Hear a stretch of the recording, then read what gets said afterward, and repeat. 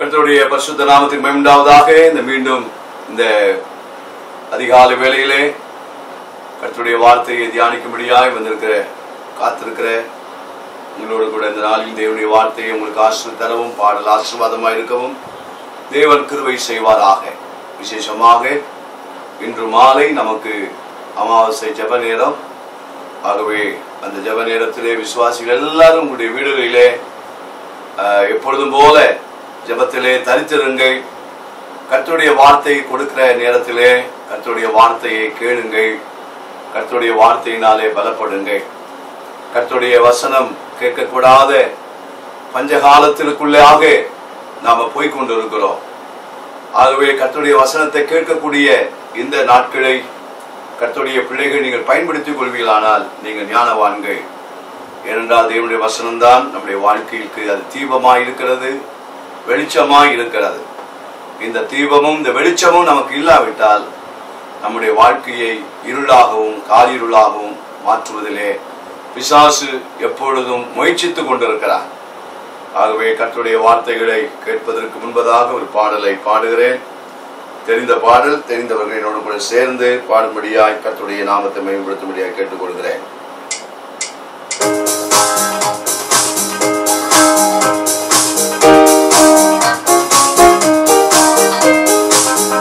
நன்றி சொல்லி பாடுவே நாதன் இயேசுவின் நாமத்தையே, நன்றி சொல்லி பாடுவே நாதன் இயேசுவின் நாமத்தையே. நந்தியால் என் உள்ளம் நிறைந்தே நாதன் இயேசுவை போற்றிடுவே. நந்தியால் என் உள்ளம் நிறைந்தே நாதன் இயேசுவை போற்றிடுவே. நல்லவரே வல்லவரே நன்மைகள் என் வாழ்வில் செய்பவரே. நல்லவரே வல்லவரே நன்மைகள் என் வாழ்வில் செய்பவரே. நன்றி சொல்லி பாடுவே நாதன் இயேசுவின் நாமத்தையே, நன்றி சொல்லி பாடுவே நாதன் இயேசுவின் நாமத்தையே. நன்றியால் என் உள்ளம் நிறைந்தே நாதன் இயேசுவை போற்றிடுவே. கடந்த நாட்கள் முழுவதும் என்னை கன்னி மணி போல் காத்தாரே. கடந்த நாட்கள் முழுவதும் என்னை கன்னி மணி போல் காத்தாரே. கரத்தை பிடித்து கைவிடாமல் கனிவாய் என்னை நடத்தினாரே. கரத்தை பிடித்து கைவிடாமல் கனிவாய் என்னை நடத்தினாரே. நல்லவரே வல்லவரே நன்மைகள் என் வாழ்வில் செய்பவரே. நல்லவரே வல்லவரே நன்மைகள் என் வாழ்வில் செய்பவரை. நன்றி சொல்லி பாடுவே நாதன் இயேசுவின் நாமத்தையே, நன்றி சொல்லி பாடுவே நாதன் இயேசுவின் நாமத்தையே. நன்றியால் உள்ளம் நிறைந்தே நாதன் இயேசுவை போற்றிடுவே. நன்றியால் என் உள்ளம் நிறைந்தே நாதன் இயேசுவை போற்றிடுவே. வாழ்வினிலே சூழ்ந்து என்னை நெருக்கினாலோ, வாழ்வினிலே சூழ்ந்து என்னை நெருக்கினாலோ, கண்ணலை தேவன் என்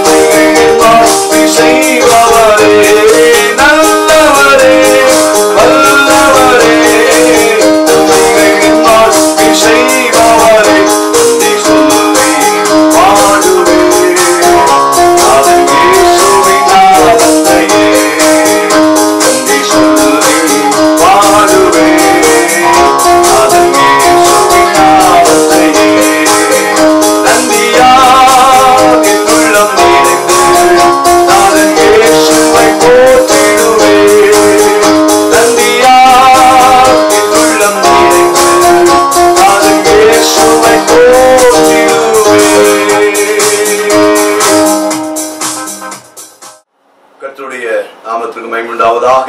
சங்கீத பகுதியிலே 37ஆம் சங்கீதம் 4ஆம் வசனத்தை வாசிக்கிறேன், கவனியுங்கள். சங்கீதம் 37 4ஆம் வசனத்தை வாசிக்கிறேன். கர்த்தரிடத்தில் மனமகிழ்ச்சியாய் இரு, அவர் உன் இருதயத்தின் வேண்டுதல்களை உனக்கு அருள் செய்வார். கர்த்தருடைய நாமத்திற்கு மகிமை உண்டாவதாக. கர்த்தருடைய பிள்ளைகளாய் இருக்கிற ஒவ்வொரு தேவனுடைய பிள்ளைகளுடைய வாழ்க்கையிலும் நமக்கு மகிழ்ச்சி அவசியம். வேதம் சொல்லுகிற ஆவிக்குரிய மகிழ்ச்சி உடையவர்களாய் இருங்கள். ஆவிக்குரிய மகிழ்ச்சி என்பது உலகத்திலே மற்றவர்கள் எதிர்பார்க்கிற அல்லது அனுபவிக்கிற மகிழ்ச்சிக்கும் கர்த்தருடைய பிள்ளைகளாய் இருக்கிற நம்முடைய மகிழ்ச்சிக்கும் வித்தியாசம் இருக்கிறது. எப்பொழுதுமே உலகத்தின் சமாதானம் வேறு, தேவன் கொடுக்கிற சமாதானம் வேறு. உலகத்திலும் சந்தோஷத்தை பெற்று சந்தோஷமுடைய மக்கள் இருக்கிறார்கள். ஆனால் கர்த்தர் கொடுக்கிற சந்தோஷம் என்பது வேறு. அதுபோல எதுவுமே ஆண்டுடைய பிள்ளைகளாக இருக்கிற நம்முடைய வாழ்க்கையிலே எதை ஆண்டவர் நமக்கு செய்தாலும் அது வித்தியாசமானதாக தான் இருக்கும். அது இந்த உலகத்தினுடைய காரியங்களோடு ஒப்பிட்டு நீங்கள் பார்ப்பீர்கள் என்றால் தேவன் கொடுக்கிறவைகள் எப்பொழுதும் மேலானவைகள். அதோடு கூட நாம் ஒப்பிட்டு பார்க்கும்போது உலகத்தினுடைய காரியங்களோடு கூட சமாதானத்தை ஒப்பிட்டு பாருங்கள். தேவன் கொடுப்பது மேலான சமாதானம். உலகத்தின் சந்தோஷத்தோடு கூட தேவன் கொடுக்கிற சந்தோஷத்தை ஒப்பிட்டு பாருங்கள், அது மேலான சந்தோஷம். உலகம் கொடுக்கிற மகிழ்ச்சி, தேவன் கொடுக்கிற மகிழ்ச்சியை பாருங்கள், அது மேலான மகிழ்ச்சி.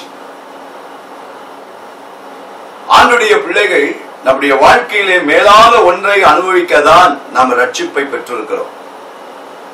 நாம் தேவனுடைய அபிஷேகத்தை பெற்றிருக்கிறோம். நாம் கர்த்தருடைய பிள்ளைகள் என்று அழைக்கப்படுகிறோம். நாம் தேவனுடைய பிள்ளைகள் என்று அழைக்கப்படுவதில் வேற என்ன விசேஷம் இருக்கிறது சொல்லுங்கள் பார்ப்போம். நம்மை விசேஷித்தவர் என்று சொல்வதற்கு உள்ளது உலக பிரகாரமான எதுவுமே கிடையாது. ஏனென்றால் நான் அடிக்கடி என்னுடைய செய்திகளில் நான் சொல்லிக் கொண்டு வருகிறேன். நாம இப்ப அணிகிற வஸ்திரங்கள் தான் மற்றவர்கள் அணிகிறார்கள். இதுல என்ன விசேஷம் இருக்கிறது? நாம உபயோகப்படுத்துகிற பொருட்கள் தான் எல்லாரும் உபயோகப்படுத்துகிறார். அது அவர்கள் உபயோகப்படுத்துகிற பொருட்களை தான் நாம உபயோகப்படுத்துகிறோம். கிறிஸ்தவர்களுக்கு இந்த பாத்திரம், கிறிஸ்தவர்களுக்கு இந்த சட்டை, அந்த ஸ்டவ், கிறிஸ்தவர்களுக்கு இப்படின்னு ஏதாவது இருக்குதா? எல்லாம் உலகத்தார் எதை அனுபவிக்கிறார்களோ அல்லது நாம் எதை அனுபவிக்கிறோமோ அதை அனுபவிக்கிறார்கள். இந்த நாட்களில் நீங்கள் பார்ப்பீர்கள் என்றால் எந்த காரியங்கள் எடுத்துக்கீங்களேன், உலகம் எதை வச்சிருக்காது. ஆனால் தேவன் நமக்கென்று வைத்திருக்கிற சில மேலான காரியங்கள் இருக்கிறது. அதுல ஒன்று மகிழ்ச்சி என்பது. அதனால்தான் அந்த வேத வசனத்தில் சொல்லப்பட்டிருக்கிறது, கர்த்தரிடத்தில் மன மகிழ்ச்சியாயிரு. அப்போ கர்த்தருடைய பிள்ளைகள் நாம் கர்த்தருக்குள் இருக்கிற பிள்ளைகளா இருக்க வேண்டும். கர்த்தருக்குள் இருக்கணும். கர்த்தருக்குள் இருக்கும் போதுதான் அந்த மகிழ்ச்சி மன மகிழ்ச்சியாய் மாறுகிறது. மனதிலே மகிழ்ச்சி. சில ஆட்களை கவனிச்சிருக்கிறேன். ஊழியத்திலே ஊழியமே செய்யாத ஊழியர்கள் என்று சொல்லப்படுகிறவர்களுக்கு இது விளங்காது. ஊழியங்களை செய்து கொண்டிருக்கிற ஊழியர்களுக்கு நான் சொல்லுகிறது நிச்சயமாய் விளங்கும். என்னவென்றால் சிலருடைய வாழ்க்கையில நீங்கள் பார்ப்பீர்கள் என்றால் அவளுக்கு எதுவுமே இருக்காது. நல்ல சாப்பாடு இருக்காது, நல்ல வஸ்திரம் இருக்காது. அவர்களை பார்த்தாலே அவர்கள் பரிதாபமாய் இருப்பார்கள், ரொம்ப பரிதாபமாய் இருப்பார்கள். அவரிடத்துல பேசும்போது சொல்லுவார்கள், எனக்கு ஒண்ணுமே இல்லையா, ஆனா நான் மகிழ்ச்சியா இருக்கிறேன், நான் கர்த்தருக்குள்ளே சந்தோஷமா இருக்கிறேன், கர்த்தருக்குள்ளே சமாதானமா இருக்கிறேன் அதான் அந்த மன மகிழ்ச்சி என்பது. ஆண்டுடைய பிள்ளைகள் இது நடைமுறை வாழ்க்கையில வரும்போதுதான் தெரியும். நானு சொல்வதை விளங்கிக் கொள்ளுங்க. எல்லாவற்றுக்கும் ஒரு காலம் இருக்குதுங்க. சாலமோன் ஞானி சொன்னது போலதான், சாலமோன் ஞானி பிரசங்கின் புஸ்தகத்திலே அவர் சொல்லும்போது, பிரசங்கின் புஸ்தகம் 3ஆம் அதிகாரத்திலே 12ஆம் வசனத்தை வாசிப்போம். மனம் மகிழ்ச்சியா இருப்பதும் உயிரோடு இருக்கையில் நன்மை செய்வதுமே அல்லாமல் வேறு ஒரு நன்மையும் மனுஷனுக்கு இல்லை என்று அறிந்தேன். இந்த உலகத்திலே 2 காரியம் தாங்க மனுஷனுடைய வாழ்க்கையிலே ரொம்ப ரொம்ப முக்கியமானது. மகிழ்ச்சியா இருப்பது, உயிரோடு இருக்கையிலே நன்மை செய்வது. சாலமோன் எவ்வளவு ஆழமான ஒரு வார்த்தையை சொல்லுகிறார். மகிழ்ச்சியா இருப்பதும் நன்மை செய்வதும். நம்முடைய வாழ்க்கையிலே மகிழ்ச்சி என்கிற இந்த காரியம் ஏதோ முதற்தளவிலே சிரிக்கிற போலியான சிரிப்பல்ல. சிலர் சிரிப்பார்கள், ஆனால் உள்ளத்திலே வேதனைகளை வைத்துக் கொண்டே சிரிப்பார்கள். சிரிக்காவிட்டால் நம்மை அவர்கள் தவறாக நினைத்து விடுவார்கள். அவருடைய சிரிப்பு உண்மையான சிரிப்பு அல்ல. எப்படி இருக்குன்னு கேட்டு பாருங்களேன். எனக்கு என்ன, நான் ரொம்ப நல்லா இருக்கிறேன். அவங்க சொல்ற பிரகாரம் நல்லா இருந்தால் கர்த்தருக்கு ஸ்தோத்திரம். சில நேரங்களிலே சில மணி நேரங்கள் அவர்களோடு கூட உட்கார்ந்து கொஞ்ச நேரம் பேசி கொண்டிருக்கும் போது, இந்த ஆரம்பத்துல முதல் சொன்னாங்க பாருங்க, எனக்கு என்ன, நான் ரொம்ப நல்லா இருக்கேன்னு சொன்னாங்க பாருங்க. ஒரு சில மணி நேரத்துக்குள்ள அவங்க கஷ்டத்தெல்லாம் சொல்ல ஆரம்பிச்சிருவாங்க. அவங்க பிரச்சனையெல்லாம் சொல்ல ஆரம்பிச்சிருவாங்க. புருஷனால பிரச்சனை, மனைவியால பிரச்சனை, அதால பிரச்சனை, இதால பிரச்சனை, ஐயோ வேலையில பிரச்சனை, அது இது இது. ஆரம்பத்துல என்ன சொன்னாங்க, நல்லா இருக்கிறேன். அதுக்கு பிறகு உட்கார்ந்து அவங்ககிட்ட ஒரு 1 hour 2 hours பேசிட்டு இருக்கும் போதே கடைசியில் முடிவில் என்ன தெரியுமா பண்ணுவாங்க, ஆரம்பிச்சிருவாங்க. இதுதான் வாழ்க்கை. சிலருடைய வாழ்க்கையிலெல்லாம் மற்றவர்கள் நம்மை தவறாக நினைத்து விடக்கூடாது என்பதற்காக பல நேரங்களிலே எனக்கு ஒன்றும் இல்லை, நான் நல்லா இருக்கிறேன் அப்படின்னு சொல்லுகிறத நிலைகளை பார்க்கிறோம். நீங்களும் அப்படிப்பட்டவர்களை கேட்டிருப்பீர்கள், கேள்விப்பட்டிருப்பீர்கள். நான் முன்னுரையாய் சொல்லுகிறேன், மகிழ்ச்சி என்பது உதட்டிலேயோ அல்லது மற்றவர்கள் நம்மை தவறாக நினைத்து விடுவார்கள் என்று பேசுகிறதான காரியங்களோ உண்மையான மகிழ்ச்சி அல்ல. நம்ம கர்த்தருக்குள் இருப்பதுதான் மகிழ்ச்சி. நாம் கர்த்தருடைய பிள்ளைகளாய் ஜீவிப்பதுதான் மகிழ்ச்சி. அதுக்கு தாங்க ரட்சிப்பு. ரட்சிப்பு அப்படின்ற ஒன்று இருந்தால் மகிழ்ச்சி என்கிற ஒன்று கண்டிப்பா இருக்க வேண்டும். நம்முடைய ரட்சிப்பு சரியா இருக்க வேண்டும். எந்த சூழ்நிலையிலும் நம்முடைய ரட்சிப்பை பாதுகாத்துக் கொள்ள வேண்டும்.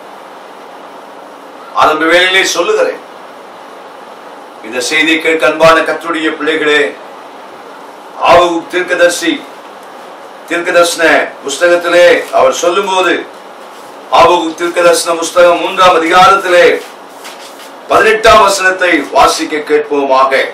நான் கர்த்தருக்குள் மகிழ்ச்சியா இருப்பேன், என் ரட்சிப்பின் தேவனுக்குள் களி கூறுவேன். சிலரை நான் கவனித்திருக்கிறேன், எந்த வசனங்களை பேசினாலும் பரியாசம் பண்ணுகிறார்கள், விமர்சனம் பண்ணுகிறார்கள். இது இந்த நாட்களிலே பரவலாக நடந்து கொண்டே இருக்கிறது. ஆண்டவருடைய பிள்ளைகள் கவனித்துக் கொள்ளுங்கள். நம்முடைய வாழ்க்கையிலே சில நேரங்களிலே எப்படியா சாப்பாடு இல்லாம எப்படியா மகிழ்ச்சியா இருக்க முடியும்? அது உண்மைதான், அதை நான் மறுப்பது இல்லை. துணி இல்லாமல் எப்படியா மகிழ்ச்சியா இருக்க முடியும்? அது உண்மைதான், மறுப்பது இல்லை. இன்றைக்கு இருக்கிற இந்த பயங்கரமான கொரோனாவின் நிமித்தம் அநேக இடங்களிலே ஜனங்கள் மிக மிக விசுவாசிகளும் சரி, உலகத்தாலும் சரி, மிக கடுமையான சூழ்நிலைகளிலே போகிறதை செய்தியின் மூலமாய் பார்க்கிறோம். ஆனால் கர்த்தருடைய பிள்ளைகளே, இப்படிப்பட்ட இந்த சூழ்நிலையிலே ஒருவேளை நீங்கள் சொல்லுகிற எண்ணங்கள் எப்படி நான் மகிழ்ச்சியா இருக்க முடியும் என்பது உங்களுடைய பார்வையிலே அது நியாயமானதுதான். ஆனாலும் நான் முதலாவது கர்த்தருக்குள்ளே இருக்கிறேனா என்பதை நாம் பரிசோதித்து பார்க்க வேண்டும். நான் கர்த்தருக்குள் இருப்பேன், ஆனால் இல்லாத நிலைகளிலும் மகிழ்ச்சியா இருக்க தேவன் நமக்கு அவர்தான் பலன் கொடுக்க முடியும். உலக பிரகாரமாய் இருந்தால் இல்லை என்றால் மகிழ்ச்சியும் இல்லைதான். ஆனால் நான் கர்த்தருக்குள், அதான் அங்கே ஆபு சொல்கிறார், நான் கர்த்தருக்குள் மகிழ்ச்சியா இருப்பேன். இதை எப்போ அவர் சொல்றார்? எந்த நேரத்திலே அவர் அதை சொல்லுகிறார்? 17ஆம் வசனத்தை வாசிக்க வேண்டாம், அங்கே சொல்லப்பட்டிருக்கிறது. அத்தி மரம், திராட்சை செடி, ஒலிவ மரம், வயல்கள், ஆட்டு மந்தைகள், மாடுகள், தொழுவத்திலே மாடுகள், இவைகள் எல்லாம் உலகத்தில் இருந்தால், இவைகள் எல்லாம் இருந்தால் அவர்கள் மகிழ்ச்சியா இருப்பார்கள். சொல்லப்பட்ட இவைகள் எல்லாம் இருந்தால், இன்றைக்கு அது வேற நிலை. இன்றைக்கு எவைகளெல்லாம் இருக்க வேண்டுமோ அவைகளெல்லாம் இருந்தால் ஒரு மகிழ்ச்சி இருக்கிறது. ஆனா இதெல்லாம் இல்லாமல் போனாலும் என்று சொல்லிட்டு தான் சொல்றார், நான் கர்த்தருக்குள் என்கிற ஒரு வார்த்தை. ஆகவே மகிழ்ச்சியினுடைய சரியான இடம் எங்கவென்றால் நான் கர்த்தருக்குள் இருக்க வேண்டும். வேதம் சொல்லுகிறது இல்லையா, ஒருவன் கிறிஸ்துவுக்குள் என்கிற ஒரு வார்த்தை. கர்த்தருக்குள், நான் கர்த்தருக்குள் இருக்கிறேன், நான் கர்த்தருடையவன், நான் கர்த்தருடைய பிள்ளை. இந்த காலவில் அதை தான் அழுத்த திருத்தமா சொல்றேன். நான் கர்த்தருடைய பிள்ளை, நான் கர்த்தருடைய தாசன், நான் கர்த்தரை பின்பற்றுகிறவன். பல நேரங்களிலே நம்முடைய வாழ்க்கையிலே இல்லாமைகள் என்கிற நிலைகள் பேசுகிற எனக்கும் வந்திருக்கிறது. பல நேரங்களிலே எப்பொழுதும் எல்லாவற்றையும் ஆண்டவர் எனக்கு நிறைவாய் கொடுத்திருக்கிறார் என்று நான் சொல்லக்கூடாது. பல நேரங்களிலே குறைவுகளின் வழியாய் ஊழியங்களை செய்திருக்கிறேன். அதிகமான நெருக்கங்கள், தேவைகள், பண தேவைகள் எனக்கு இருக்கிறது. ஆனாலும் நான் கர்த்தருக்குள் இருக்கிறபடினாலே, நான் கர்த்தருடைய ஊழியக்காரனாய், கர்த்தருடைய பிள்ளையாய் இருக்கிறது நிமித்தமாக அந்த இல்லாத நேரத்தில் கூட ஆண்டவர் என்னை தைரியப்படுத்திருக்கிறார், திடப்படுத்திருக்கிறார். காத்திரு மகனே, பொறுமையா இரு, கடனை மட்டும் வாங்கிடாத, அப்படியெல்லாம் ஆண்டவர் என்னோடு கூட பேசியிருக்கிறார். பல நேரங்களிலே நான் அடிக்கடி சபையிலையும் சரி இப்பொழுதும் சொல்லுகிறேன், நம்முடைய வாழ்க்கையிலே இல்லாமை என்ற நிலையில் வரும்போது கொஞ்சம் சஞ்சலங்கள் வரத்தான் செய்யும், கவலைகள் வருகிறது. ஆனால் நான் என்னுடைய அனுபவத்திலிருந்து சொல்லுகிறேன், அப்படிப்பட்ட அந்த நேரத்தில் கூட சரிங்க, நான் கர்த்தருக்குள் இருந்ததுனாலதான் நான் தப்பிச்சேன். நான் தப்பிச்சதுக்கு காரணமே நான் கர்த்தருக்குள் இருந்ததுனாலே இல்லாத நேரங்களில் கூட ஆண்டவர் என்னை திடப்படுத்தினார், என்னை தைரியப்படுத்தினார். நான் அதெல்லாம் சாட்சி சொன்னா சாட்சிக்கே 1 மணி நேரம் ஆயிடும். அதை கூட சிலர் விமர்சனம் பண்ண ஆரம்பிச்சிருவாங்க. அவர் ஏதோ கதை விடுறாருயா அப்படின்னுவாங்க. ஏன்னா சிலருக்கு என்ன உண்மையை சொன்னாலும் ஏற்றுக்கொள்ள போகிறது கிடையாது. அப்படிப்பட்ட காலத்துல நம்ம வந்துட்டோம். இன்னைக்கு உள்ள காலங்கள்லாம் அப்படிப்பட்ட காலங்கள். ஆனாலும் கேட்கிறவர்கள் கேளுங்கள், விசுவாசிக்கிறவர்கள் விசுவாசியுங்கள், ஏற்றுக்கொள்ளுகிறவர்கள் ஏற்றுக்கொள்ளுங்கள். கர்த்தர் உங்களுக்கு தம்முடைய கிருபையின்படியே உங்களை ஆண்டவர் நடத்துவாராக. கேட்க விரும்பினாலும் சரி, விரும்பவில்லாவிட்டாலும் சரி, உங்களை எல்லாருக்காகவும் இயேசு கிறிஸ்துவின் நாமத்தினாலே என்னுடைய ஜெபம் உங்களை எல்லாரையும் ஆசீர்வதிக்கும். கர்த்தர் காலங்கள் வரும்போது சில சத்தியங்களை உங்களுக்கு விளங்க பண்ணுவார். கர்த்தருடைய நாமத்துக்கு மகிமை உண்டாவதாக. நான் கர்த்தருக்குள்ளே, அதான் அவர் சொல்றார், கர்த்தரிடத்தில் மனமகிழ்ச்சியா இருப்பேன், மனமகிழ்ச்சியா இரு, அவர் உன் இருதயத்தின் வேண்டுதல்களை உனக்கு அருள் செய்வார். ஆகவே இல்லாத நேரங்களிலே முதலாவது நான் கர்த்தருக்குள்ளே இருக்கிறேனா என்று பாருங்கள். கர்த்தருக்குள்ளே இருங்கள். இதுவரைக்கும் நீங்கள் கர்த்தருக்குள்ளே சரியான நிலையில் இல்லாமல் இருந்தால் இந்த காலவெளியிலே கர்த்தருக்குள்ளே உங்களை ஸ்திரப்படுத்துங்கள், உங்களை அர்ப்பணியுங்கள். பிரசங்கி 3ஆம் அதிகாரத்திலே அங்கே அவர் சொல்லும்போது சொல்லுகிறார், 3ஆம் அதிகாரத்திலே நாம் வாசித்தோம், மகிழ்ச்சியா இருப்பதும் உயிரோடு இருக்கையிலே நன்மை செய்வதும் அல்லாமல் வேறு ஒரு நன்மையும் மனுஷனுக்கு இல்லை என்று அறிந்தேன் என்று சொல்லுகிறார். ஆண்டவருடைய பிள்ளைகள், இந்த காலவேளையிலே மகிழ்ச்சியாக இருங்க.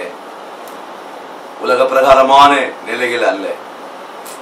சாலமோன் 2ஆம் அதிகாரத்திலே அவர் குறிப்பிடும் போது, பிரசங்கின் புஸ்தகம் 2ஆம் அதிகாரத்திலே அவர் சொல்லுகிறார், 10ஆம் வசனம், என் கண்கள் இச்சித்தவைகளில் என் கண்கள் இச்சித்தவைகளில் ஒன்றையும் நான் அவைகளுக்கு தடை பண்ணவில்லை. என் கண்கள் பார்த்ததெல்லாம்.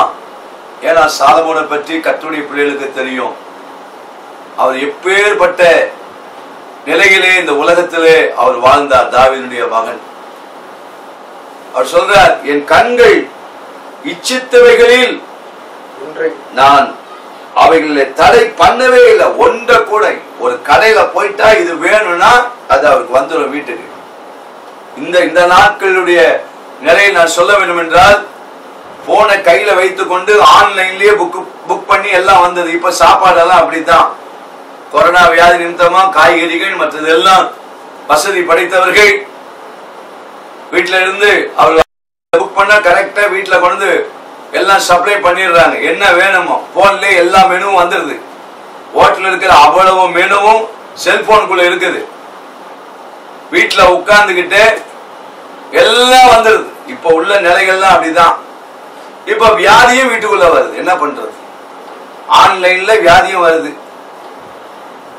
கர்த்தருடைய பிள்ளைகளே, அன்றைக்கு சாலமோன் என் கண்கள் எதை பார்க்கிறதோ, எந்த பொண்ணை பார்த்தாலும் கொண்டு வீட்டுக்குள்ள வச்சுக்கிட்டான். எது வேணுமோ அதெல்லாம் கொண்டு வந்துட்டான். ஏன்னா அவனுடைய ஐஸ்வர்யம், அவருடைய பணம் அவரை தவறாக நடத்தினது.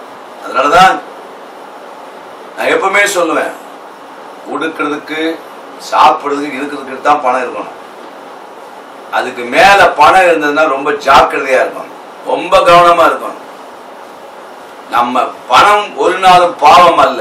பணத்தை பயன்படுத்துகிற விதத்தில் தவறு செய்து விடுவோமானால் பாவத்திலே விழுவதற்கு உள்ள வழி அந்த பணம் தான். ஆகவே பணம் எதற்கு நான் என்னுடைய தேவைகளுக்கு செலவழிக்க வேண்டுமோ அதற்கு தான் பணம். அதற்கு மிதமெஞ்சிய பணங்களை கவனமாக நாம திட்டமிடாவிட்டால் அது நம்மை தவறான வழிகள் நடத்த. அந்த நிலைமை தான் சாலமோனுக்கு ஏற்பட்டு. அவர் என்ன நினைச்சார்?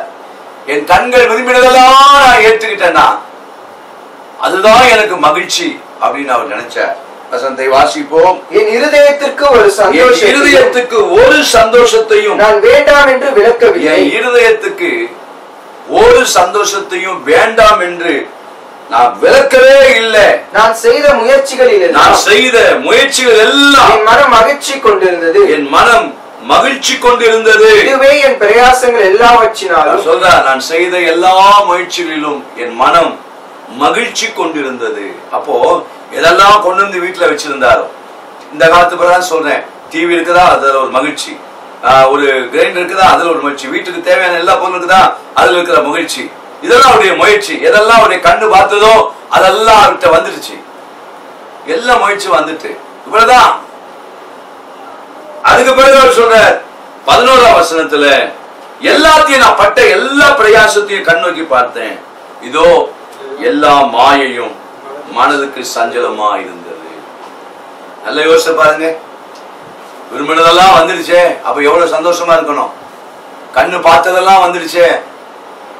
ஊழியத்தில் இருக்கிற எங்கட சில வசதி படைத்தவர்கள் நல்ல வசதியோடு இருக்கிறவர்களுடைய வீடுகளுக்கு கூட்டிட்டு போய் அவர்கள் வாங்கின பொருட்கள் எல்லாம் காண்பிப்பார்கள். அவளுக்கு ஒரு சந்தோஷம். போன வாரம் இதை வாங்கினேன், நேற்று இதை வாங்கினேன், காலையில இதை வாங்கினேன். சில நேரத்தில் அவங்க வாங்கின பொருட்களுக்காக ஜெபிக்க எங்களை கூப்பிடுவார்கள். சில நேரத்தில் ஜெபிக்க போனால் அதை பார்க்கும் போது விலையுயர்ந்த பொருட்கள், நாங்க பொறாமப்படுறோம் நீங்க நினைச்சிடாதீங்க. சொல்லுகிறேன், நடக்கிற காரியத்தை சொல்லுகிறேன். அதனால பாஸ்டர் பொறாமையில பேசுறான்னு உடனே விமர்சனம் பண்ணாதீங்க. ஏகப்பட்ட காரியங்கள் இருக்கிறது, பல காரியங்கள். சாலமோன் எல்லாவற்றையும் கொண்டு வீட்டுல வச்சுட்டார், அரண்மனைக்குள்ள எல்லாம் வச்சுட்டார். அரண்மனையை கட்டுறதுக்கே எத்தனையோ வருஷம். ஆலயத்தை கட்டுகிறார், அரண்மனையும் கட்டுகிறார். எவ்வளவு பெரிய அரண்மனை, எல்லாத்தையும் கொண்டு வச்சுட்டார். அதெல்லாம் பார்க்கிறார். நீங்க வீட்டுல இருக்கிறதெல்லாம் பாருங்க. வாங்கி கொண்டு வந்து வைத்து அன்றைக்கு இருந்த மகிழ்ச்சி இன்னைக்கு அதை பார்க்கும்போது இருக்கான்னு பாருங்க. நான் பல நேரங்கள் சொல்றேன், எந்த பொருளையும் கடன்ல வாங்கி வீட்டுல வைக்காதீங்க தயவு செய்து. மீண்டும் மீண்டும் சொல்றேன், கடன் கொடுக்கிறவர்கள் எனக்கு ஆகாதவர்கள், என்னை பொறுத்த வரைக்கும் எனக்கு ஆகாதவர்கள். ஏனென்றால் சிலரை கடன் கொடுத்தே அவர்களுடைய எதிர்காலத்தை நாசமாக்கிறார். ஒத்துக்கொள்கிறவர்கள் ஒத்துக்கொள்ளுங்கள், இல்லாவிட்டால் பரவாயில்லை, அது உங்க புரியும். சிலருக்கு கடன் அடைப்பதற்குள்ள வருமானம் இருக்கிறது, அது வேற. சிலருடைய வாழ்க்கையிலே கடன் அடைப்பதற்குள்ள வருமானம், அதற்கேற்றபடி கடன் இங்க நிலைக்கு போகிறார்கள். ஆனால் ஊழியத்திலே 99% மக்களுடைய வாழ்க்கை, சபைக்கு உள்ளேயும் சரி சபைக்கு வெளியும் சரி, ஜெபிக்க கேட்கிற அநேக மக்கள் எங்க போனாலும் கடன் உள்ளவர்களுக்காக ஜெபிப்போம் என்று சொன்னால் 99% மக்கள் கரங்களை உயர்த்துகிறார்கள். வியாதிக்காய் ஜெபிக்கிறவருடைய எண்ணிக்கையை விட கடனுக்காய் ஜெபிக்கிறவருடைய எண்ணிக்கையுடைய கரங்கள் அதிகமாய் உயர்கிறது. எந்த ஊழியக்காரையும் கேட்டு பாருங்கள். எந்த கூட்டத்திலும் கடனுக்காக ஜெபிப்போம் என்று சொன்னால் கரங்கள் உயர்கிறது. அவர்கள் ஆராதனை முடிவிலே வந்து சொல்லுவார்கள், வீடு கடலில் இருக்கிறது, பொருட்கள் கடலில் இருக்கிறது, எல்லாம் கடலில் இருக்கிறது ஐயா. வாழ்க்கையிலே கர்த்தருடைய பிள்ளையாக எப்படி மகிழ்ச்சியா இருக்க முடியும்? அதுதான் சொல்றேன். பொருள் இருக்கிறது ஆனால் மகிழ்ச்சி இல்லையே, வீடு இருக்கிறது ஆனால் மகிழ்ச்சி இல்லையே. ஆகவேதான் சொல்கிறார், நான் கர்த்தருக்குள்ளே மகிழ்ச்சியாய் இருப்பேன். இருக்குதோ இல்லையோ, நான் கர்த்தருக்குள்ளே நான் மகிழ்ச்சியாய் இருப்பேன். பொருட்கள் வேண்டாம் என்று பேசுகிறேன் என்று நீங்க நினைத்து விட வேண்டாம். கர்த்தர் நமக்கு நல்ல வேலையை தந்து நல்ல வருமானங்களை கர்த்தர் கொடுத்து நம்மை ஆண்டவர் நம்மை ஆச்சரியமாய் நடத்துவார். அன்றைக்கு உங்களுக்கு என்ன தேவைகளோ அது அவசியமா அப்படின்னு பாருங்க. அவசியமானவைகளை வாங்குவதில் எந்த தவறும் கிடையாது. அநேக வீடுகளில் அவசியம் இல்லாதவைகள் நிறைய இருக்கிறதையும் பார்த்திருக்கிறேன். மகிழ்ச்சிக்காக நான் சொல்லுகிறேன், கர்த்தருடைய பிள்ளைகள் முதலாவது கர்த்தருக்குள்ளே மகிழ்ச்சியாயிருங்க. நீங்க கர்த்தருக்குள்ளே மன மகிழ்ச்சியா இல்லைன்னா சாலமோன் சொல்றத மாதிரிதான் எல்லாமே இதோ எல்லா மாயை வீட்டுக்குள்ள அத்தனையும் பார்த்துட்டு சொல்லிட்டாரு. அவர் என்னெல்லாம் வாங்க அத்தையும் அப்பளத்தையும் பார்த்து சொல்லிட்டாரு. எல்லாம் இந்த பொருள் எல்லாம் மாய. நான் வீட்டுக்குள்ள கொண்டு வந்து வச்சிருந்த இந்த பொம்பளைங்க எல்லாம் மாயை, எல்லாம் மாயையும் மனதுக்கு சஞ்சலமா இருக்கிறது. 10ஆம் வசனத்துல என்ன சொன்னாரு? என் முயற்சிகள் எல்லாம் என் மனம் மகிழ்ச்சி கொண்டிருந்தது. 16ஆம் வசனத்துல சொல்றாரு, என் மனதுக்கு சஞ்சலன்றாரு. பாருங்க, எது உள்ள வந்ததோ அது மகிழ்ச்சியா இல்லையே, மாறி போச்சே. உங்க வாழ்க்கையில ஏன் அந்த காரணம் என்ன தெரியுமா? நாம் இன்னும் கர்த்தருக்குள்ளே இல்லைன்னு அர்த்தம். உன் இருதயத்தின் வேண்டுதல் எல்லாம் அவர் உனக்கு அருள் செய்வார். நாம கர்த்தருக்குள்ளே மனமகிழ்ச்சியா இருப்போமானால் நம்முடைய ஜெபத்திற்கெல்லாம் தேவன் மெய்யாகவே நமக்கு பதில் தர வல்லவராக இருக்கிறார். கர்த்தருடைய நாமத்திற்கு மகிமை உண்டாவதாக. சங்கீதம் 20:5ஆம் வசனத்தை வாசிப்போம். சங்கீதம் 20:5ஆம் வசனம். நாங்கள் உமது ரட்சிப்பினால் மகிழ்ந்து, நாங்கள் உமது ரட்சிப்பினாலே மகிழ்ந்து, எங்கள் தேவனுடைய நாமத்திலே எங்கள் தேவனுடைய நாமத்திலே கொடியேற்றுவோம். உமது வேண்டுதல்களை எல்லாம் கர்த்தர் நிறைவேற்றுவாராக. அப்போ நம்முடைய வேண்டுதல்கள் எல்லாம் கர்த்தர் நிறைவேற்றுவார். நாம அநேக நேரங்களிலே கர்த்தருடைய பிள்ளைகளே, உங்களுடைய வேண்டுதல் எல்லாம் கர்த்தர் நிறைவேற்றி தருவார்.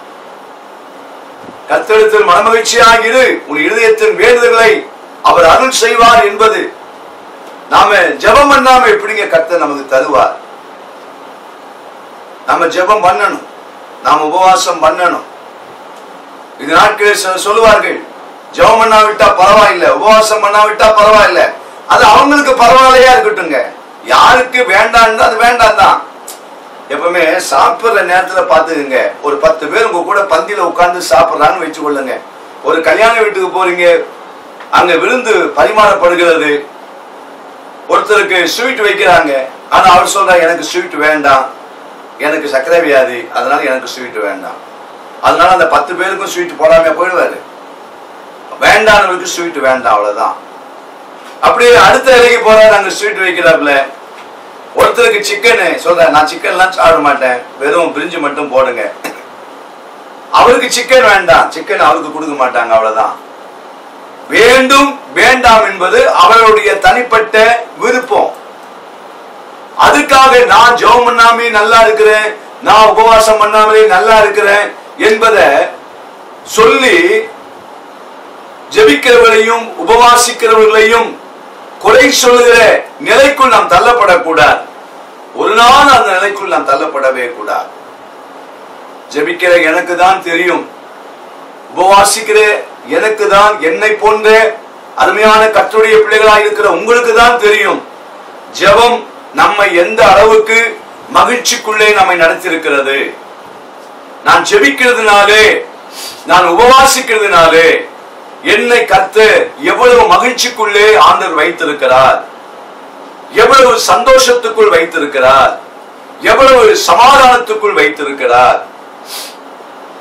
நான் சில நேரத்துல சொல்லியிருக்கேன் பாருங்க, சபையில ஃபெயிலான பிள்ளைகள் நீ பாஸ் பண்ணிட்டான்னு கேட்டா, நான் கேட்கறதுக்கு முன்னாடியே அவங்க எனக்கு சாக்லேட் கொடுப்பாங்க. கேட்பரி சாக்லேட்டோ டைரி மில்கோ அல்லது கேக்கோ கொண்டு வந்து கொடுத்து, மாஸ்டர் நான் பாஸ் பண்ணிட்டேன், +2 பாஸ் பண்ணிட்டேன், ரொம்ப சந்தோஷமா இருந்து அந்த கேக்கை வாங்கி அவர்களுக்கும் கையை கொடுத்து, எந்த காலேஜில் படிக்க போறேன் சொல்லுவாப்பல, நான் இந்த காலேஜுக்கு போறேன், நல்லா பரவாயில்லப்பா, நீ நல்ல வேலை படிச்சு நீ பாஸ் பண்ணிட்ட அப்படின்னு சொல்லி அவனை வாழ்த்தி அனுப்பிடுவேன்.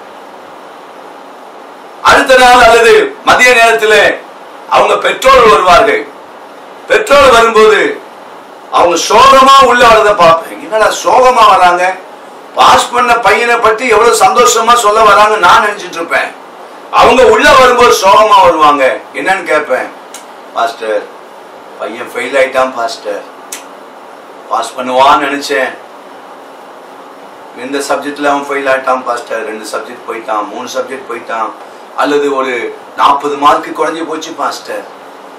இல்லையம்மா காலையில வந்து கேக் கொடுத்தானே சாப்பிட்டா, அவன் ரொம்ப தந்திரவாதி பாஸ்டர், அவன் தந்திரமா வந்து நீங்க தப்பா நினைச்சிருவீங்க சொல்லிட்டு அவன் ஃபெயில் ஆனத பாஸ் பண்ணேன்னு வந்து கேக்கு கொடுத்து உங்களை ஏமாத்திட்டு போயிட்டான் பாஸ்டர்.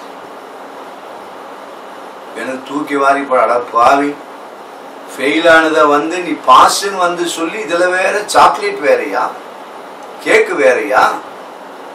இதே மாதிரிதாங்க சிலருடைய வாழ்க்கையில, அவங்க வாழ்க்கையில 1000 பிரச்சனை வச்சுக்கிட்டு, நீ என்ன ஜெபம் பண்ற, நீ என்ன உபவாசம் பண்ற, நான் பார் நல்லா இருக்கிறேன் அப்படின்வாங்க. கவனமா இருங்க, எச்சரிப்பா சொல்றேன். அவங்க வாழ்க்கைக்குள்ள, தனிப்பட்ட அந்தரங்க வாழ்க்கைக்குள்ளே வேதனைகள், கண்ணீர்கள், புலம்பல்கள், துக்கங்கள், கவலைகள், குப்பை கூலங்களை போல இருதயத்திற்குள்ளே வைத்துக் கொண்டு ஜெபிக்கிற நம்மை, உபவாசிக்கிற நம்மை குழப்புகிற ஒரு நிலைமைகள் வரும். அதுக்காக தான் எச்சரித்து சொல்லுகிறேன், ஜெபிப்பதும் ஜெபியாமல் இருப்பதும் உங்களுடைய பிரியம். ஜெபம், என்னுடைய ஜெபம் என்பது என்னை சார்ந்தது, ஜெபம் என்பது உங்களை சார்ந்தது. ஆகவேதான் சங்கீதக்காரர் சொல்லுகிறார் அந்த அதிகாரத்திலே, நாங்கள் உமது ரட்சிப்பினால் நாங்கள் மகிழ்ந்து உமது வேண்டுதலை எல்லாம் கர்த்தர் நிறைவேற்றுவாராக. அதிகால வேளையிலே கர்த்தருடைய பிள்ளைகளே, யாரெல்லாம் வேண்டுதல் செய்கிறீர்களோ, யாரெல்லாம் கர்த்தரிடத்திலே மனமகிழ்ச்சியா இருந்து ஜெபம் பண்றீங்களோ, நிச்சயமாய் கர்த்தர் நம்முடைய வேண்டுதல் எல்லாம் கர்த்தர் நிறைவேற்றுவாராக. பேசுகிற என்னுடைய வேண்டுதல், கேட்கிற உங்களுடைய வேண்டுதல் நிச்சயமா கர்த்தர் நிறைவேற்றுவார், கர்த்தர் நிறைவேற்றுவார். உங்க வாழ்க்கையில் இந்த காலவெளியிலே அதை விசுவாசியுங்கள். நீங்கள் முதலாவது கர்த்தருடைய பிள்ளைகள் என்பதை உங்களுடைய இருதயம் உங்களை குறித்து சாட்சி கொடுக்கட்டும். நான் யார்? நான் கர்த்தருடைய பிள்ளை. கர்த்தர் என்னை கைவிடுவாரா?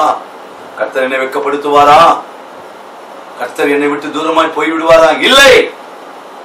நான் கர்த்தருடைய பிள்ளையா என்னை எப்பொழுது கர்த்தருக்கு ஒப்பு கொடுத்தேனோ அன்றையிலிருந்து நான் மகிழ்ச்சியாகவே இருப்பேன். அதே 20ஆம் சங்கீதத்திலே நாம் வாசிக்கிறோம், 4ஆம் வசனத்திலே சொல்லப்பட்டிருக்கிறது, அவர் உமது மன விருப்பத்தின்படி உமக்கு தந்தருளி, அவர் உமது மன விருப்பத்தின்படி உமக்கு தந்தருளி, உமது ஆலோசனைகள் எல்லாம் நிறைவேற்றுவார். உமது மன விருப்பத்தின்படி உமக்கு தந்தருளி. ஆண்டுடைய பிள்ளைகளே, என்னுடைய விருப்பம் எதுவோ அதை அவர் கொடுக்க ஆயத்தமாய் இருக்கிறார். என்னுடைய விருப்பம் தேவனுக்கு சித்தமான நிலைக்குள்ளே அது இருக்குமானால் நிச்சயமாய் ஆண்டவர் நம்முடைய விருப்பத்தையும் ஆண்டவர் நிறைவேற்ற இந்த அதிகால வேளையிலே போதுமானவராய் இருக்கிறார். முதலாவது சொல்லுகிறேன், அன்பான தேவனுடைய பிள்ளைகளே, விசுவாசிகளே, சபை மக்களுக்காகவே விசேஷித்து நான் பேசுகிறேன். அரியனுடைய சபைக்குள் இருக்க அருமையான விசுவாசிகளே, ஒருவேளை நீங்கள் மற்ற எந்த சபையை சேர்ந்த இந்த சத்தியத்துக்கு உட்பட்டதான விசுவாசிகளாக நீங்கள் எந்த சபையை சேர்ந்தவர்களாக இருந்தாலும் உங்களுக்கும் சேர்த்து சொல்லுகிறேன், உங்களுடைய வாழ்க்கையிலே கர்த்தர் இந்த நாட்டிலே வேண்டிய மன மகிழ்ச்சியை கர்த்தர் கொடுப்பாராக. அது உங்களுடைய வேண்டுதலினாலும் அது உங்களுடைய ஜெபத்தினாலும் கர்த்தர் நிச்சயமாய் கொடுக்க அவர் வல்லவராக இருக்கிறார். இல்லாமை என்ற நிலைகளிலும் இந்த மகிழ்ச்சி கர்த்தரால் கிடைக்கிற ஒரு அற்புதமான ஒன்று என்றே சொல்ல வேண்டும், அதிசயமான ஒன்று என்றே சொல்ல வேண்டும். இரண்டாவதாக 21ஆம் சங்கீதம் 1ஆம் வசனத்தை வாசிக்க கேட்போமாக. கர்த்தாவே, கர்த்தாவே, உம்முடைய வல்லமையிலே உமது வல்லமையிலே ராஜா மகிழ்ச்சியா இருக்கிறார். இரண்டாவது சங்கீதக்காரர் சொல்லுகிறார், கர்த்தாவே, உமது வல்லமையிலே ராஜா மகிழ்ச்சியா இருக்கிறார். ஆண்டுடைய பிள்ளைகளா இருக்கிற நம்முடைய வாழ்க்கையிலே ஆண்டுடைய வல்லமை என்று ஒன்று இருக்கிறது தெரியுமா? கர்த்தருடைய வல்லமை. அவருடைய வல்லமை நமக்கு பராக்கிரமம் செய்யும். அவருடைய வல்லமை நமக்கு அற்புதங்களை செய்யும். அவருடைய வல்லமை நமக்கு அதிசயங்களை வெளிப்படுத்தும். கர்த்தருடைய பிள்ளைகள் நம்முடைய வாழ்க்கையினுடைய ஒவ்வொரு கடினமான சூழ்நிலைகள் நடுவிலும் கர்த்தர் தம்முடைய வல்லமையை ஆண்டவர் நமக்கு விளங்க பண்ணுகிறார். அந்த வல்லமையின் மூலமாய் ஆண்டவர் நம்மை நடத்துகிறவராய் இருக்கிறார்.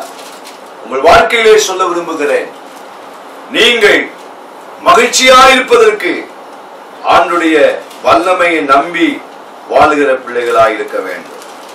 பல நேரங்களிலே ஆண்டுடைய நன்மையை விசுவாசியாதவர்கள் எப்படி அவர்கள் மகிழ்ச்சியாய் இருக்க முடியும்?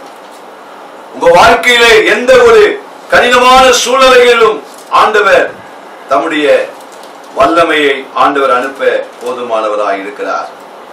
வேத வசனத்திலே நாம பார்க்கிற ஒவ்வொரு காரியத்திலும் ஜனங்களுக்கு தேவைகள் வரும்போதெல்லாம் ஆண்டவர் தம்முடைய வல்லமையை ஆண்டவர் வெளிப்படுத்தினார்.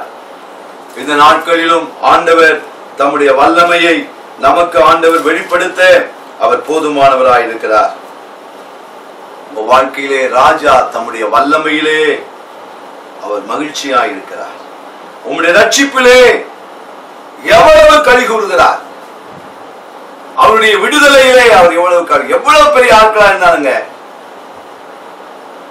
தாவீது ராஜாவுக்கு மகிழ்ச்சி எது தெரியுமா? அவருடைய வல்லமை தான். சாலமோன் ராஜாவுக்கு எது மகிழ்ச்சியா இருக்கணும் தெரியுமா? அவருடைய வல்லமை தான். நம்முடைய மகிழ்ச்சி அவருடைய வல்லமை தாங்க. இதை நீங்கள் விசுவாசித்தால் ஆமென் என்று சொல்லுங்கள். உடைய வாழ்க்கையில மகிழ்ச்சி எது? அவருடைய வல்லமை தான். நான் விசுவாசிக்கிறேன், ஒவ்வொரு நாளும் அவருடைய வல்லமை என்னை மகிழ்ச்சிக்குள்ளே நடத்துகிறது. அவருடைய ரட்சிப்பிலே நான் களி கூறுகிறேன் ஒவ்வொரு நாளும். பொறாமைப்படுகிறவர்கள், எரிச்சல் படுகிறவர்கள், வன்கண்ணோடு பார்க்கிறவர்கள், எத்தனையோ காரியங்கள், நாம படுகிற வேதனைகளை அறியாமல், நாம போகிற கடினமான சூழ்நிலைகளை விளங்கிக் கொள்ளாமல், முதுகுக்கு பின்னாலே பலவிதமான ஏராளமான காரியங்களை பேசுகிற இந்த காலகட்டத்திலே கர்த்தருடைய பிள்ளைகளே, அவர் தம்முடைய வல்லமையினாலே நம்மை மகிழ்ச்சிக்குள்ளே ஆக்குகிறார். அதனால்தான் உங்களை பார்த்து விசுவாசிகளை நான் உங்களை கேட்கிறேன், எத்தனை பேர் உங்களோடு கூட பேசுகிற போது சிலர் கேட்கிறார் அல்லவா, எப்படி சிஸ்டர், எப்படி பிரதர், இந்த பிரச்சனை மத்தியில நீங்க ஒரு கிறிஸ்தவரா இருக்க முடியுது? நீங்க என்ன சொல்றீங்க? உங்களுடைய பதில் என்ன? நான் உங்களுக்கு சொல்லி தரேன். கர்த்தருடைய வல்லமை உங்களை மகிழ்ச்சிக்குள்ள வைத்திருக்கிறது. அவருடைய ரட்சிப்பினாலே நீங்கள் களி கூறுகிறீர்கள். 2ஆம் வசனம் 21:2. அவருடைய மனவிருப்பத்தின்படி நீர் அவருக்கு தந்தருளி அவருடைய உதடுகளின் விண்ணப்பத்தை தள்ளாதிருக்கிறீர். கர்த்தருடைய நாமத்திற்கு மகிமை உண்டாவதாக. அவருடைய வல்லமை நம்முடைய மன விருப்பத்தை நமக்கு தர செய்கிறது. நம்முடைய மன விருப்பத்தை அவர் தருகிறார். நம்முடைய உதடுகளின் விண்ணப்பத்தை அவர் தள்ளாதிருக்கிறார். இந்த அதிகால வேளையிலே உங்களுடைய உதடுகளிலிருந்து பிறக்கிற அந்த விண்ணப்பம் இருக்கிறது அல்லவா? சத்தம் இல்லாமல் பிறக்கிற விண்ணப்பம். நீங்கள் பண்ணுகிற விண்ணப்பம் மற்றவர்களுக்கு கேட்காது, ஆனால் நீங்கள் செய்யும் விண்ணப்பம் கர்த்தருக்கு கேட்கும். நம்முடைய நிலைமையிலே நாம செய்கிற அந்த ஜெபம் கர்த்தருக்கு கேட்கும். ஆச்சரியமா இருக்கிறது அல்லவா? அனுபவித்து பாருங்க. அனுபவித்து நீங்க தேவனுடைய சத்தியத்திற்குள்ளே உங்களை ஒப்புக் கொடுங்க. இந்த அதிகால வேளை அதை தான் சொல்லுகிறேன். கர்த்தரிடத்தில் மனமகிழ்ச்சியாயிரு சகோதரனே, சகோதரியே. உங்களுடைய வாழ்க்கையிலே கர்த்தரை அல்லாமல் நம்மை மகிழ்ச்சியாக்க எந்த மனுஷனாலும் முடியாது, எந்த பொருட்களினாலும் முடியாது, எதாலும் முடியாது. அவைகள் எல்லாம் ஒரு பக்கம் இருக்கட்டும், அவைகள் எல்லாம் நமக்கு தேவையானவைகள் நிலைகளில் இருக்கட்டும். அது இல்லாவிட்டாலும் அது இருந்தாலும் மகிழ்ச்சி என்பது கர்த்தருக்குள்ளே நாம் இருந்து அனுபவிக்க வேண்டியது. அவருடைய பிள்ளைகளாக இருக்கிற நமக்கு அந்த வேண்டுதல்களை கரெக்டா வச்சுக்கங்க. உங்க வாழ்க்கையில் அவருடைய வல்லமையை நீங்க விசுவாசிங்க.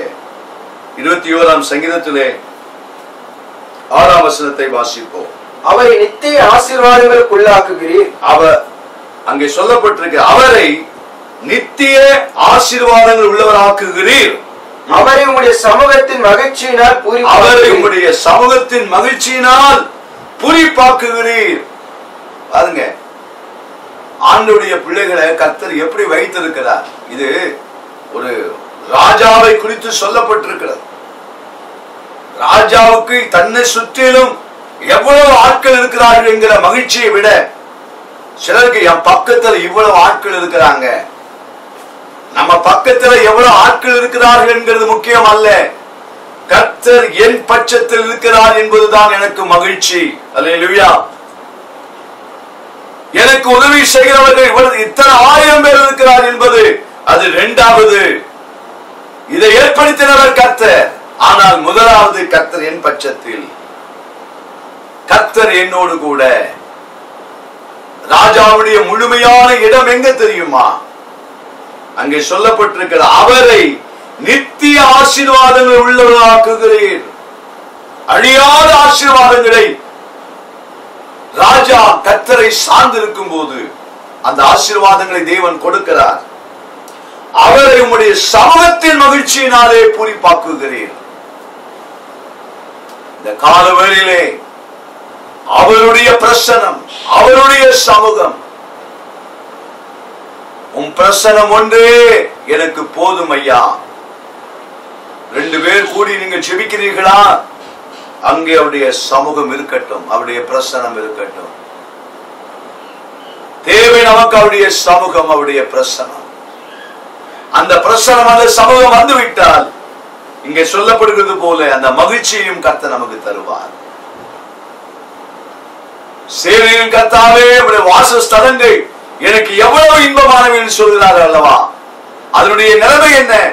நம்முடைய சமூகத்திலே வீட்டில் இருந்தாலும் சரி, திருச்சபையில் இருந்தாலும் சரி, எங்க இருந்தாலும் சரி, நாம எங்க இருந்தாலுங்க நம்முடைய மகிழ்ச்சி ஒரு நாளும் யாராலும் எடுக்க முடியாது. நாம மகிழ்ச்சியா இருப்பதற்குரிய நிலை என்ன தெரியுமா? நாம் இருக்கும் இடத்தில் கர்த்தருடைய சமூகம் இருக்கிறது, கர்த்தருடைய பிரசனம் இருக்கிறது. ஆண்டுடைய சமூகம், கர்த்தருடைய பிரசனம் நீங்கள் இருக்கிற இடத்தில் இருக்கிற வரைக்கும் அருமையான. பயப்படாதே, பயப்படவே பயப்படாது, தைரியமா இருங்க. இயேசுவின் நாமத்தினாலே உங்களை பயமுறுத்துகிற எல்லா பயத்தின் ஆவியிலிருந்து, அந்த இருளின் அதிகாரத்திலிருந்து வெளியே வா என்று இயேசுவின் நாமத்தினாலே அதிகால வேளையிலே செய்தியை கேட்டுட்டு கொண்டிருக்கிற உங்களுக்கு ஆண்டவர் உதவி செய்வாராக. கர்த்தர் நன்மை செய்வாராக. உங்க வாழ்க்கையை கர்த்தர் கட்டி எழுப்புவார். வேதம் சொல்கிறது போல 7ஆம் வசனத்திலே சொல்லப்பட்டிருக்கிறது, ராஜா கர்த்தர் மேல் நம்பிக்கையா இருக்கிறார். பாருங்க, இந்த 21ஆம் சங்கீதத்துல ராஜா மகிழ்ச்சியா இருக்கிறார். எதிலே மகிழ்ச்சியா இருக்கிறார்? அவர் உங்களுடைய வல்லமையிலே மகிழ்ச்சியா இருக்கிறார். ராஜாவுடைய விருப்பத்தை நீ தருகிறேன், ராஜாவுடைய விண்ணப்பத்தை நீ கேட்கிறீர். ராஜா அங்க மற்ற காரியங்களா இருக்கிறது. 6ஆம் வசனத்துல ராஜாவுக்கு நித்திய ஆசீர்வாதங்களை தருகிறேன், அவரை உங்களுடைய சமூகத்தின் மகிழ்ச்சியினாலே நிரப்புகிறேன். இந்த செய்தியை கேட்க அன்பான தேவனுடைய பிள்ளையே, இதுதான் மெய்யான மகிழ்ச்சிங்க. இன்னைக்கு அதனால தான் ஆரம்பத்தை சொன்னேன், உலகம் கொடுக்கிற மகிழ்ச்சி வேற, கர்த்தர் கொடுக்கிற மகிழ்ச்சி என்பது வேற. 1000 நாளை பார்க்கிலும் என்கிற நிலைக்குள்ள எல்லா நாட்களை பார்க்கிலும் தேவ சமூகத்தில் இருக்கிற அந்த ஒரே ஒரு நாள் நல்லது. ஆகாமிய கூடாரங்களிலே தங்கியிருப்பதை பார்க்கிறோம், மற்ற எல்லா இடத்திலும் இருப்பதை பார்க்கிறோம். தேவனுடைய சமூகத்தில் இருப்பது, என் நாமத்தினாலே 2 3 பேர்கள் எங்கே கூடியிருக்கிறோ அங்கே நான் இருக்கிறேன் என்று சொன்னார் அல்லவா. கடந்த 22ஆம் தேதிக்கு முந்தின எல்லா ஞாயிற்றுக்கிழமைகளிலும் பல ஆயிரக்கணக்கான ஜனங்கள் கூடியிருந்த இடத்திலே அசைவானின கர்த்தர் பல நூற்றுக்கணக்கான ஆயிரக்கணக்கான 500க்கு அதிகமான மக்களாக சிறுமந்தையோ பெருமந்தையோ கூடி கர்த்தரை ஆராதித்த இடத்தில் இருந்த அதே கர்த்தர் இன்றைக்கு இந்த வியாதி நிமித்தமாக வாசல்கள் அடைக்கப்பட்டிருக்கிற இந்த சூழ்நிலையிலே நீங்கள் இருக்கும் வீட்டுக்குள்ளே கர்த்தர் அங்கே இருக்கிறார். கணவரே, உங்கள் ஜெபத்தை அவர் கேட்பார். மனைவியே, உங்கள் ஜெபத்தை கர்த்தர் கேட்பார். அருமையான விசுவாசிகளுடைய பிள்ளைகளாக, விசுவாச பிள்ளைகளாக இருந்து பெற்றோரே, உடைய பிள்ளைகளுடைய ஜெபத்தை ஆண்டவர் கேட்பார். ஏன் தெரியுமா? நீங்கள் கர்த்தர் மேல் நம்பிக்கை வைத்திருக்கிறவர்கள். கர்த்தர் மேல் நம்பிக்கை வைத்திருக்கிற உங்களுடைய வாழ்க்கையிலே கர்த்தர் மெய்யாகவே உங்களை இந்த காலவெளியிலே கர்த்தர் உங்களை மகிழ்ச்சியாய் ஆண்டவர் வைப்பாராக. உங்களுடைய இருதயம் ஏற்றுக்கொள்ளட்டும். கர்த்தருடைய நாமத்திற்கு மகிமை உண்டாவதாக. வாசிப்போமாக 90ஆம் சங்கீதம் 14ஆம் வசனத்தை வாசிப்போம். சங்கீதம் 90:14. நாங்கள் எங்கள் வாழ்நாள்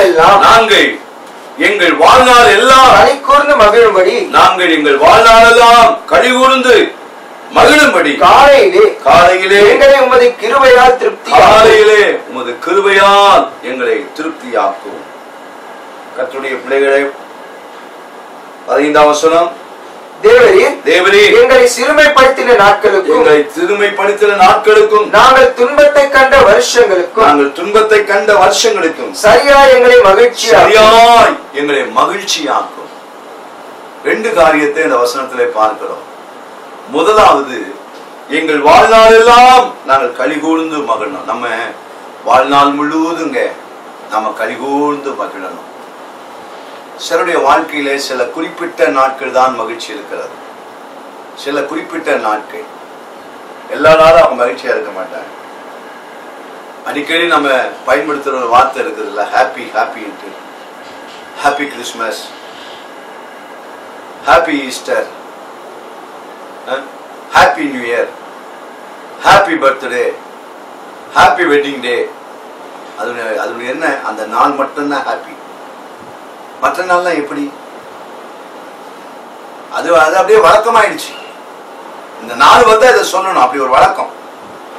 அதுக்குன்னு கிரீட்டிங் கார்ட்ஸ் எல்லாம் அடிச்சு வச்சிருப்பாங்க. கிறிஸ்துமஸ் வருதா, கடையில போய் பாருங்க, கிறிஸ்துமஸ் வாழ்த்து செய்திகள் கார்டு அங்கங்க பிரிண்ட் பண்ணி வச்சிருப்பாங்க. எல்லாருமே வாங்கி அனுப்புவாங்க. ஆனா உண்மையில நீங்க பாருங்களேன், ஹாப்பியா இருக்கிறாங்களான்னு.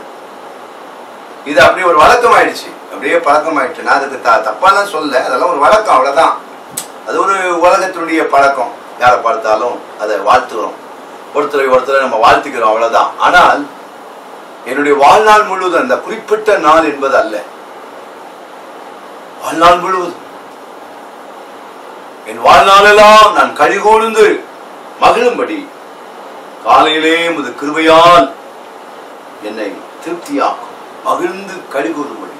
அன்பான சகோதரனே, சகோதரியே, இந்த நாளிலும் ஆண்டவர் உங்களுக்கு வேண்டிய கிருபைகளை ஆண்டவர் தருவாராக. மகிழ்ச்சிக்குரிய கிருபைகளை ஆண்டவர் தருவாராக. மகிழ்ச்சிக்குள்ள கிருபை. மகிழ்ச்சியாக இருப்பதற்கும் ஒரு கிருபை வேணுங்க நமக்கு. உலகத்திலே நாம் இன்னும் எவ்வளவு காலங்கள் இந்த உலகத்தில் இருப்போம் தெரியாது. பல நேரங்களில் உலகம் எப்படி தெரியுமா கணக்கெடுக்கிறது? 50 வயசு ஆயிடுச்சுன்னா, 60 வயசு ஆயிடுச்சுன்னா சில ஆட்கள் தைரியமா சொல்லுவாங்க போற காலம் வந்துருச்சுன்னு. எதை வச்சு? வயசை வச்சு சொல்லுவாங்க. அவருக்கு 70 வயசு ஆச்சுங்க, போற காலங்க. வீடு போன்னு சொல்லுது, காடு வாபான்னு சொல்லுது. யாரை பார்த்து சொல்றாங்க? ஒரு குறிப்பிட்ட வயசுக்கு மேல ஆயிடுச்சுன்னா நடக்க முடியல, உட்கார முடியல, அதை பார்த்து சொல்லுவாங்க வீடு போன்னு சொல்லதான், காடு வான்னு சொல்லதான். கடைசியில பாத்தீங்கன்னா இந்த சொன்னாங்க பாருங்க, அவங்களதான் காடு வான்னு சொல்லிட்டு போயிடுச்சு. நான் நிறைய பேர் அப்படி பார்த்துருக்கிறேன். நீங்களும் பார்த்துருப்பீங்க. நான் பார்த்துருக்கேன்னால நீங்க பார்க்கலன்னு அர்த்தம் இல்லை, நீங்களும் பார்த்துருப்பீங்க. நிறைய பேரை பாருங்க. சில நேரங்களில் இந்த வயசை வச்சு நம்ம சொல்லிட்டு இருப்போம், இவங்க சீக்கிரமா போயிடுவாங்க, நம்ம இருப்போம்னு. இதெல்லாம் நம்ம போடுற தப்பு கணக்கு. யாரு இருக்கணுமோ அவங்க இருப்பாங்க, யாரு போகணுமோ அவங்க போவாங்க. நீங்க சொல்றதுனால நான் இருக்க போறதும் இல்லை, நீங்க போங்கன்னு சொல்றதுனால நான் போக போறதும் கிடையாது. நான் இருப்பதும் நான் போவதும் கர்த்தருடைய கையில் இருக்கிறது. நான் எல்லாருடைய வாழ்க்கை அப்படித்தான். ஆனால் இருக்கிற வரைக்கும் கர்த்தரை நான் மகிழ்ச்சியா வைக்கணும், உங்களை கர்த்தர் மகிழ்ச்சியா வைக்கணும். நம்ம சாப்பிடும் போதும் சந்தோஷமா சாப்பிடணும், நிம்மதியா சாப்பிடணும், உடுத்தும் போது நிம்மதியா உடுத்தணும், தூங்கும் போது நிம்மதியா தூங்கணும். ஆண்டவர் ஒரு நாள் திறந்த வாசல் வைப்பாருங்க. பூட்டப்பட்டது பூட்டினதாக இருக்குன்னு சில நினைச்சிட்டு இருப்பாங்க. ஆண்டவர் ஒரு நாள் திறந்த வாசலை வைப்பார். ஆண்டவருடைய பிள்ளைகளே, உங்களுடைய வாழ்க்கையிலே இந்த காலவெளியிலே சொல்றேன், ஏதோ ஒரு குறிப்பிட்ட நாளில் மகிழ்ச்சி அல்ல, மரிக்கிற வரைக்கும் மகிழ்ச்சியா இருக்கணும், உயிர் போகிற வரைக்கும். அதுக்கு தேவைதான் ஆண்டவருடைய கிருபை. கிருபைய தவறா புரிஞ்சுக்கிட்டு பேசுற ஆட்களோடு சேர்ந்துடாதீங்க. கிருபை, வேதத்தில் உள்ள கிருபையை பேசுங்க. வேதம் கிருபையை பற்றி என்ன சொல்கிறது தான். ஆண்டவருடைய பிள்ளைகள் நம்முடைய வாழ்க்கையிலே இந்த காலவெளியிலே கிருபையினாலேயே கர்த்தர் நம்மை மகிழ்ச்சியாக்குவார். 15ஆம் வசனத்தில் சொல்லப்பட்டிருக்கிறது, சிறுமைப்படுத்தின நாட்கள், துன்பத்தை கண்ட வருஷங்கள். நம்முடைய வாழ்க்கையில் சில நேரங்களில் சிறுமைப்பட்டு இருக்கிறோம். ஒன்றுமில்லாத சூழ்நிலைகள், நம்மை அற்பமாய் பேசி நம்மை சிறுமைப்படுத்தியிருக்கிறார்கள், நம்மை ஏளனமாய் பேசி நம்மை மனதை நோகடித்திருக்கிறார்கள். சில ஆட்கள் நம்மை நோகடிப்பதிலே, நம்முடைய மனதை வேதனைப்படுத்துவதிலே அவர்கள் மிகவும் கெட்டிக்காரர்கள், மிகவும் கெட்டிக்காரர்கள். அன்பான தேவனுடைய பிள்ளைகளே, நாம சிறுமைப்படுகிற நாட்கள், நம்ம சில நேரங்களில் சில வருடங்கள் துன்பத்தை காணுகிறோம். ஒரு வருடம் அல்ல, பல வருடங்கள். அநேகருடைய வாழ்க்கையில பாத்தீங்கன்னா 10 வருஷமா நான் கஷ்டப்படுறேன் பாஸ்டர், 10 வருஷமா எனக்கு பிரச்சனைகள், 10 வருஷமா போராட்டம். இப்பதான் ஏதோ ஒரு ஆண்டவர் ஒரு வழியை திறந்திருக்கிறார், ஒரு வேலையை தந்திருக்கிறார், ஒரு வருமானத்தை தந்திருக்கிறார். என் பையன் வேலைக்கு போறான், என் மக வேலைக்கு போறா. இப்பதான் கொஞ்சம் என் வாழ்க்கையில கொஞ்சம் நான் மேல வரேன். ஜெபமணிக்குங்க பாஸ்டர், அதை கூட கெடுக்கிறதுக்கு ஆட்கள் என்னை சுற்றிலும் வராங்க. 10 வருஷமா நான் கஷ்டப்படும் போது யாரும் வந்து என்னை எட்டி பார்க்கல, என்ன ஏதுன்னு என்ன கேட்கல. எப்படிப்பா வேலை செய்யறியா, பணம் வாங்குறியா, சம்பாதிக்கிறியா, யாரும் என்ன வந்து எதுவுமே கேட்கல. நான் ரொம்ப ஏதோ இருக்கிறத சாப்பிட்டு ஏதோ இருக்கிறத உடுத்து நான் அப்படியே 10 வருஷம் போயிட்டேன். ஆனா இப்போ கொஞ்சம் ஆண்டவர் எனக்கு ஒரு வழியை திறந்து இப்ப நான் வரும்போது ஆட்கள் என்ன வித்தியாசமா பார்க்கிறாங்க. அன்பான தேவனுடைய பிள்ளையே, உங்களுடைய சிறுமையின் நாட்களையும் கர்த்தர் பார்க்கிறார், உங்களுடைய துன்பத்தின் வருஷங்களையும் கர்த்தர் பார்க்கிறார். நீங்கள் சிறுமையின் நாட்களிலும் துன்பத்தின் வருஷங்களிலும் ஆண்டவருடைய கிருபையோடு கூட நீங்கள் வாழ கற்றுக்கொள்வீர்களானால், ஜெபத்தோடு நீங்கள் வாழ கற்றுக்கொள்வீர்களானால், உபவாசத்தோடு நீங்கள் வாழ கற்றுக்கொள்வீர்களானால், மெய்யாகவே தேவ வசனத்தினுடைய அந்த சத்தியத்திலிருந்து நான் உங்களுக்கு சொல்லுகிறேன், நீங்கள் கண்ட இந்த வருஷங்களுக்கு சரியாய் வேதம் சொல்வது போல எங்களை மகிழ்ச்சியாக்கும் ஆண்டவர். அதற்கு சரியாய் கர்த்தர் உங்களை மகிழ்ச்சியாக்குவாராக. கடைசியாய் ஒன்றை சொல்லி சத்தியத்தை முடிக்க விரும்புகிறேன். 119ஆம் சங்கீதம் 92ஆம் வசனத்தை வாசிக்க கேட்போமாக. சங்கீதம் 119 92. உமது வேதம் என் மன மகிழ்ச்சியாய் இராதிருந்தால், வேதம் என் மன மகிழ்ச்சியாய் இராதிருந்தால் என் துக்கத்திலே அழிந்து போயிருப்பேன். கர்த்தருடைய பிள்ளைகளே, இரவும் பகலுமாய் வேதத்தில் பிரியமாய் இருங்கள். இரவும் பகலுமாய் வேதத்தை வாசியுங்கள். கர்த்தர் இந்த வேதத்தின் மூலமாய் நமக்கு ஒரு மகிழ்ச்சியை ஆண்டவர் தருவாராக. ஆவிக்குரிய நிலைகளிலே ஒவ்வொரு நாளும் அதிகாலையிலே ஜெபியுங்கள். வேதத்தை ஜெபசிந்தையோடு கூட வாசியுங்கள். வேத புத்தகத்தை திறக்கும் போது, ஆண்டவரே இந்த வசனங்களோடு என்னோடு பேசும் ஆண்டவரே, இன்றைக்கு எந்த புஸ்தகத்தை, எத்தனாவது அதிகாரம், எந்த வசனங்களை நான் வாசிக்க போகிறேனோ ஆண்டவரே என்னோடு பேசும் ஆண்டவரே. சங்கீதக்காரர் சொல்லுகிறார், உமது வேதம் என் மன மகிழ்ச்சியாய் இராதிருந்தால் என் துக்கத்திலே அழிந்து போயிருப்பேன். ஆண்டவருடைய பிள்ளைகளே, துக்கங்கள் நமக்கு வரும்போதெல்லாம் இந்த வேதம் நமக்கு மகிழ்ச்சியாய் இருக்கட்டும்.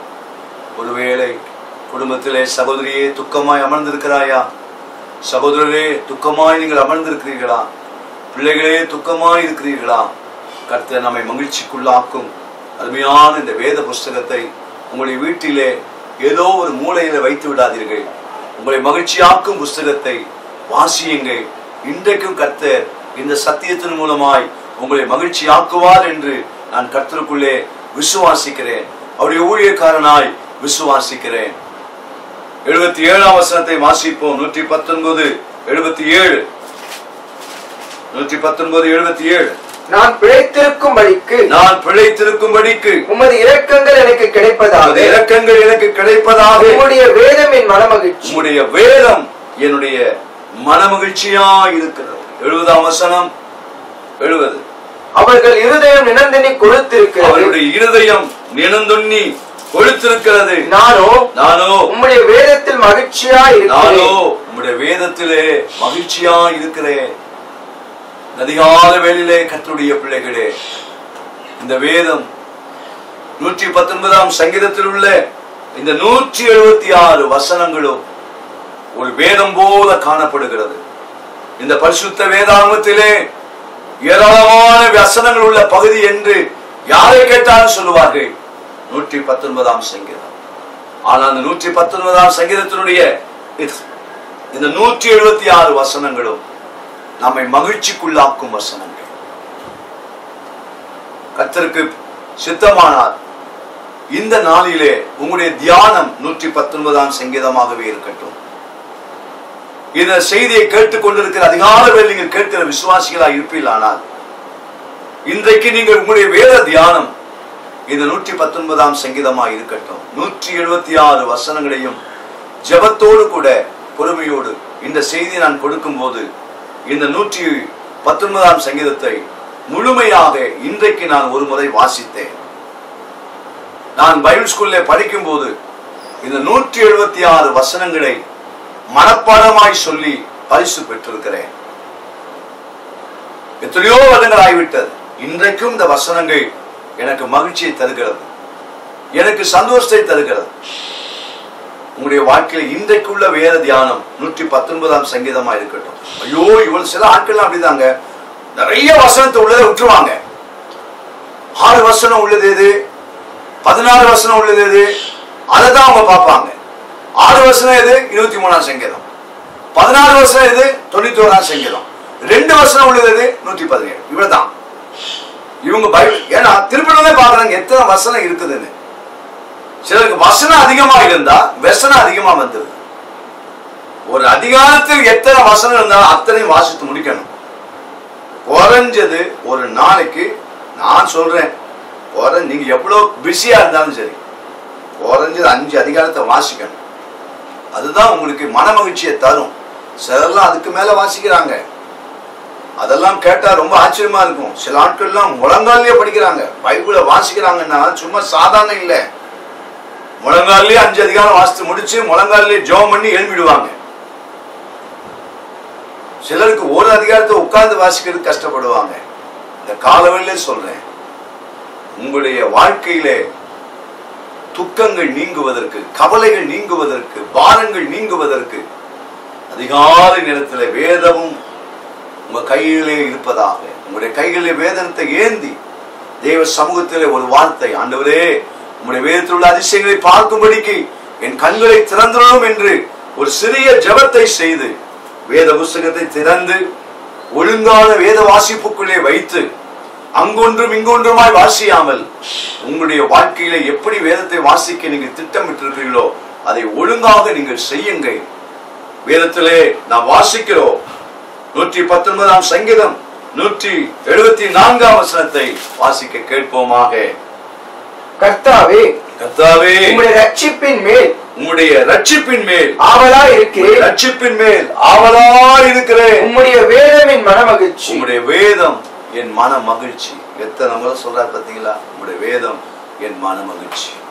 இன்றைக்கு கர்த்தர் இந்த வேதத்திலே ஆண்டவர் கொடுத்திருக்கிற இந்த மன மகிழ்ச்சியை நீங்கள் கர்த்தரிடத்தில் உள்ள பிள்ளைகளாக, நீங்கள் கர்த்தருக்குள் இருக்கிற பிள்ளைகளாக இருந்தால், இவ்வளவு நேரம் நான் சொல்லப்பட்ட இந்த காரியத்திலே இந்த நாளிலே கர்த்தர் உங்களை மகிழ்ச்சிக்குள்ளே நடத்துவாராக.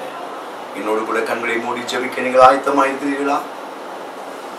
எங்கள் அதிகமாய் நேசிக்கிற எங்கள் சர்வவல்லமையுள்ள தேவனே, இந்த காலை நேரத்தில் இந்த தியான செய்தியை உங்களுடைய பிள்ளைகளுக்கு தந்திருக்கிறேன்.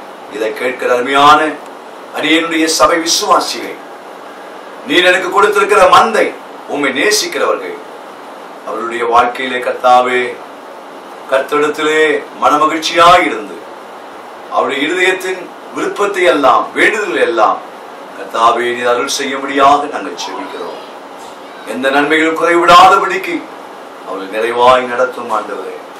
உம்முடைய பிள்ளைகளை வேலெடுத்து பாதுகாத்துக் கொள்ளும். எங்களுடைய தேசத்துக்காய் நாங்கள் ஜெபிக்கிறோம். எங்கள் தேசத்தில் இருக்கிற இந்த கடினமான சூழ்நிலைகளிலே அநேக தேவனுடைய பிள்ளைகள் ஊழியர்கள் நாங்கள் ஜெபித்து வருகிறோம். கர்த்தர் எங்கள் தேசத்தின் மேல் ஆண்டவரே ஒரு அற்புதத்தை நீர் செய்வீராக, ஒரு அதிசயத்தை ஆண்டவர் செய்வீராக. நாங்கள் காத்திருக்கிறோம், நாங்கள் பொறுமையாக இருக்கிறோம்.